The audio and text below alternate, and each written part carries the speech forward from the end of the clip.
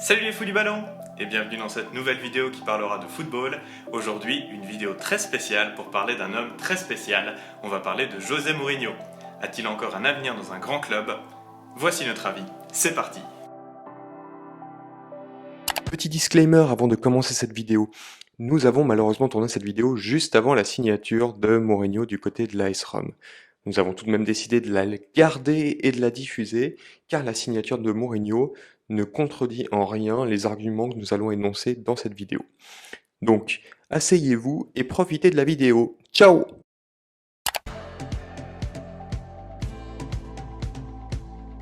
Salut Colin. Explique-nous déjà pourquoi est-ce qu'on parle de Mourinho en fait. Salut Johan, avec plaisir.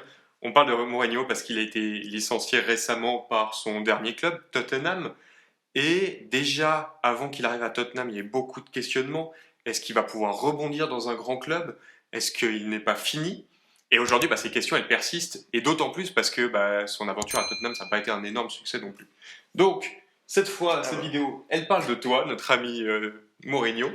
Et je propose qu'on commence déjà par un peu son palmarès. Explique-nous un peu Oui. son passé de coach. Commençons par présenter qui est Mourinho. Alors du coup, avant d'être un coach, Mourinho forcément a tenté d'être un joueur de foot, mais il l'a reconnu lui-même. Il était mauvais. Du coup, il s'est rendu compte que c'était pas une bonne idée de devenir joueur et il s'est vite lancé dans une carrière d'entraîneur.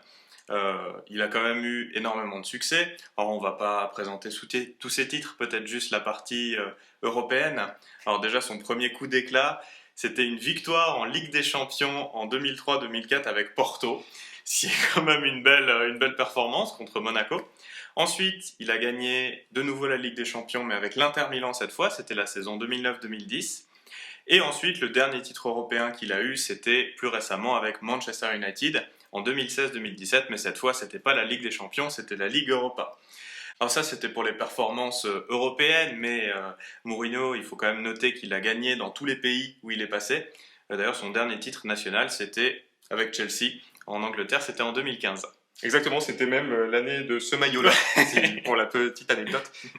Mais voilà, Mourinho, en plus d'un palmarès, etc., c'est aussi un mec qui a révolutionné le jeu tactiquement. D'ailleurs, son premier passage à Chelsea, c'est là où il va expliquer justement pourquoi est-ce que son 4-3-3 est si important. C'est lui qui a mis à la mode réellement ce 4-3-3 avec cette sentinelle pointe basse qui était du coup Makelele à l'époque de Chelsea.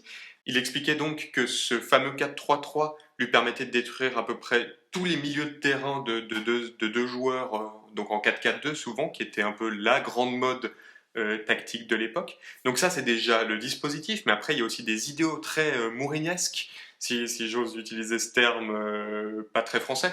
Ce que je veux dire par là, c'est que du coup, ces équipes ont toujours joué avec un bloc très bas, mais très agressif. Et le but, c'est d'essayer de récupérer le ballon bas et donc avoir énormément d'espace pour la contre-attaque.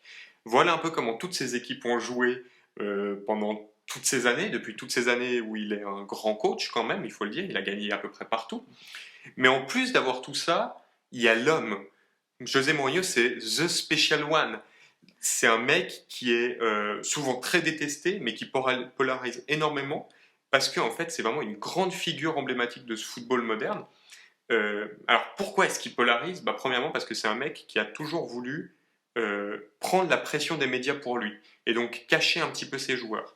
Donc ces frasques, ces polémiques, c'est aussi en fait pour braquer les projecteurs vers lui et laisser les joueurs tranquilles pouvoir juste faire leur job, entre guillemets, et pas avoir de polémique par rapport à ça. Donc c'est une technique un peu vieille école, on va dire, surtout que c'est là aussi, enfin c'est devant les médias aussi qu'il va essayer de critiquer certains joueurs pour les piquer dans leur orgueil. C'est quelque chose qui marchait bien au début et qui aujourd'hui marche beaucoup moins bien avec une nouvelle génération de joueurs qui semblent pas forcément prendre ça très bien. On pense notamment à Paul Pogba du côté d'United il n'y a pas si longtemps.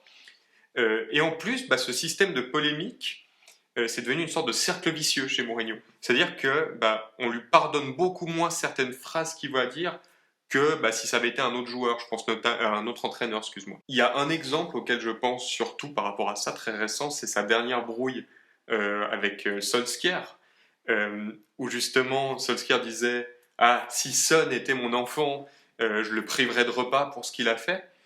Et c'est vrai que Mourinho a réagi en disant « Voilà, si c'est moi qui sortais une phrase comme ça, on m'aurait sauté dessus. » Et là, lui, Solskjaer, il s'en sort pas trop mal. Et je peux comprendre ça. Et c'est vrai il est tombé dans cette sorte de cercle vicieux avec la presse, ce jeu avec la presse. Et bah, ouais, aujourd'hui, c'est devenu un peu une caricature de lui-même, en tout cas devant les médias. Mais fini de parler de lui, de l'homme, on va essayer de parler un peu de sa situation. Et commençons déjà avec Tottenham. Explique-nous déjà pourquoi est-ce que bah, il a été embauché à Tottenham. Bon, bah déjà, il faut revoir un peu la situation de Tottenham à l'époque. Donc Tottenham, qui est une équipe qui a quand même réussi à aller en finale de la Ligue des Champions. C'était un bel exploit quand même.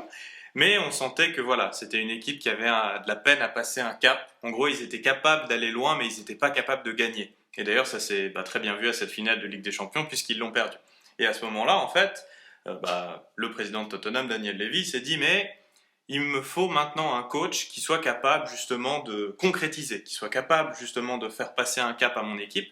Et il s'est dit, mais pourquoi pas choisir Mourinho, qui était libre à ce moment-là. Et on l'a dit avant, Mourinho, c'est un coach qui est capable de gagner. Il sait gagner. Il a eu des Ligues des Champions, des titres nationaux. Sur le papier, c'est une bonne idée, on va dire, pour Tottenham. Mais pourtant, son arrivée a été énormément critiquée. Alors, il y a quand même deux choses. Bon, déjà, c'est Tottenham. Et c'est un coach qui a entraîné Chelsea. Donc ça, déjà, pour les supporters, ça n'a pas beaucoup passé. Mais l'autre point qui a beaucoup fait jaser, si je peux dire ça comme ça, bah, c'est que avant Mourinho à Tottenham, il y avait Pochettino, qui aujourd'hui est à Paris. Et Pochettino, bah, c'est un jeu très offensif. C'est vraiment un coach qui veut faire en sorte que son équipe produise du jeu, soit capable de se procurer énormément d'occasions. Et du jour au lendemain, on passe de ce Pochettino très offensif à un Mourinho qui est extrêmement défensif. Et on se disait, mais comment c'est possible de passer littéralement de l'ombre à la lumière? Est-ce que ça va vraiment marcher? Et du coup, son arrivée a été très critiquée. Mais du coup, alors ça c'est un peu pour son arrivée, est-ce que tu peux nous parler de son départ du coup? Comme il est parti, Ouais. c'est la preuve que ça n'a pas marché. Ouais, alors ça n'a pas marché. Je pense aussi quand même que il a eu l'avantage de pouvoir pratiquer son jeu à huis clos. Et je pense qu'il aurait été beaucoup plus sifflé et beaucoup plus mis sous pression si le public avait été là, parce que le public de Tottenham a été habitué à du très beau jeu, ce que Tottenham a arrêté de produire. Mais c'est vrai que Mourinho est arrivé en disant voilà, vous êtes des garçons très gentils, mais maintenant je vais faire de vous des vrais hommes et vous allez devenir des vrais salauds sur le terrain. On en parle d'ailleurs dans ce documentaire sur Tottenham et Mourinho sur, Amazon Prime. sur Amazon Prime, merci beaucoup. Mais voilà, il a voulu donner cette agressivité. Le mercato d'ailleurs de l'été passé l'a aussi montré. Et ça a marché au début. Et petit à petit, tout s'est dégringolé. Et on a trouvé un Tottenham qui, au lieu même de stagner où ils étaient, ont commencé à chuter. Aujourd'hui, dans le classement, ils sont dans ce ventre mou du classement de Première Ligue. Bah voilà, du coup, t'as un Mourinho que tu payes de 19 millions à l'année, quelque chose comme ça, c'est gigantesque, pour des résultats qui sont clairement pas satisfaisants. Bah fallait peut-être le virer, effectivement. Et c'est donc ce qui a été fait par Daniel Levy il n'y a pas si longtemps. Ouais, mais du coup, il y a quand même une question que j'aimerais te poser. En fait, moi, il y a quelque chose qui me questionne, peut-être que tu auras une réponse là-dessus, c'est au niveau timing, en fait. Dans le sens que, je comprends que Mourinho se fasse virer de Tottenham, voilà, ça je peux l'accepter, mais en vrai, je m'attendais quand même à ce que Tottenham laisse Mourinho aller jusqu'à la fin de la saison. Pourquoi est-ce qu'il s'est fait virer maintenant, d'après toi? C'est vrai que c'est une bonne question, parce que c'est vrai que ça peut interroger. Ils ont encore une finale de Carabao Cup à jouer. Il leur reste 6-7 matchs de championnat. Pourquoi pas le laisser aller au bout? Je suis d'accord avec toi. Pour moi, c'est des hypothèses personnelles, hein, donc pas sûr, etc. Mais il y a deux raisons pour moi qui peuvent expliquer ça. Premièrement, c'est potentiellement une relation compliquée avec Harry Kane et des rumeurs de départ d'Harry Kane. Donc on parle de plus en plus de Kane qui voudrait quitter Tottenham. Et là, on l'a remplacé avec un ancien joueur de Tottenham qui a joué même avec Harry Kane il n'y a pas si longtemps. Voilà, un pote de Kane. Et c'est peut-être aussi pour essayer de garder le meilleur buteur, un des meilleurs buteurs européens au club encore un petit moment. Donc c'est une des possibilités. Mais pour moi, en fait, la meilleure raison, c'est justement cette finale de Carabao Cup dont je parlais. Parce qu'en fait, il y a une clause dans le contrat de Mourinho qui dit que si par hasard il arrive à qualifier Tottenham en Europe, dans une compétition européenne, ça devient encore plus compliqué de le virer. Avec des primes beaucoup plus grandes en cas de licenciement.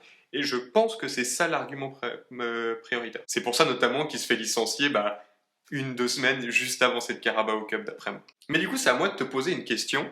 Donc maintenant que Mourinho est viré, est-ce qu'il va pouvoir rebondir? Et surtout, est-ce qu'il va pouvoir rebondir dans un très grand club? Alors ça, c'est une très bonne question, c'est même la question de cette vidéo.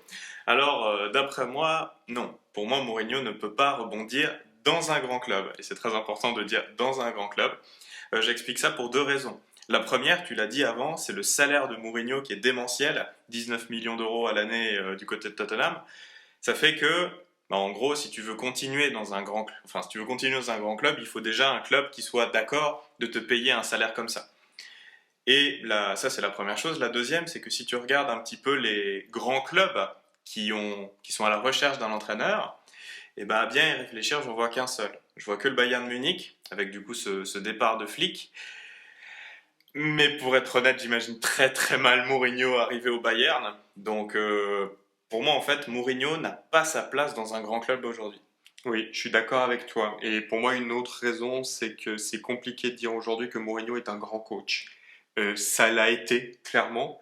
Mais aujourd'hui, c'est vrai que quand tu vas citer les grands coachs, Mourinho n'en fait plus partie. Et notamment, tu disais avant, son dernier titre majeur, c'est une Europa League en 2016 avec Manchester United. Et enfin, même ça, c'est pas réellement considéré comme un titre majeur. Donc du coup, ça revient au titre de champion en 2015. Donc il y a 6 ans. Le football va très vite, 6 ans, c'est énorme.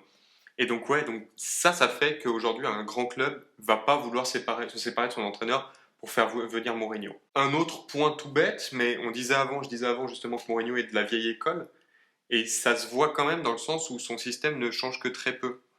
Et donc, on arrive à un stade où Mourinho, son système de jeu est prévisible, et aujourd'hui où le plan tactique est de plus en plus important, je trouve, dans le sport, où on est de plus en plus dans un football offensif du côté des grands clubs, Mourinho qui n'a pas de plan B et qui mise tout sur un bloc bas agressif, ça peut avoir des limites, et je ne suis pas convaincu justement que les grands clubs veulent avoir un coach qui a des limites tactiques aussi évidentes.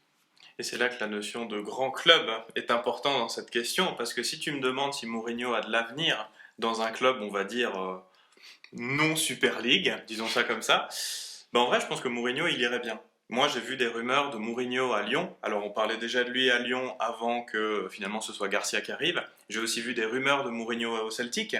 Et je me dis que voilà, donc un Mourinho qui soit d'accord de baisser ses prétentions salariales pour jouer dans un club entre guillemets plus petit, pour moi, en fait, ce serait du gagnant-gagnant. Donc autant pour Mourinho que pour ces clubs-là. Effectivement, donc tu parlais justement du Celtic ou de Lyon. Moi, j'ai vu aussi l'AS Roma ou bien Valence. Donc c'est vraiment des clubs de cette envergure-là, des clubs qui veulent aller jouer la Ligue des Champions, mais qui n'ont pas la prétention de gagner, qui veulent essayer juste de grandir en tant que club. Et ça pourrait être un projet intéressant pour Mourinho, effectivement. L'autre rumeur, ça serait potentiellement la sélection portugaise, ou même une autre sélection. À voir, ça pourrait être aussi une idée de reconversion pour lui avant de gentiment mettre fin à sa carrière. Du coup, je me demande si ce ne sera pas la conclusion de cette vidéo. Donc, est-ce que Mourinho a un avenir dans un grand club? Certainement pas. Est-ce que Mourinho a encore un avenir dans un club un peu plus bas? Clairement. En tout cas, n'hésitez pas à nous dire dans les commentaires ce que vous en pensez. Quel est votre avis général sur Mourinho? Et est-ce qu'il a un avenir encore dans un grand club? Si vous voulez en parler avec nous en privé, n'oubliez pas que nous avons un serveur Discord, le lien est dans la description. Et on se retrouve la semaine prochaine pour une nouvelle vidéo. Salut, ciao!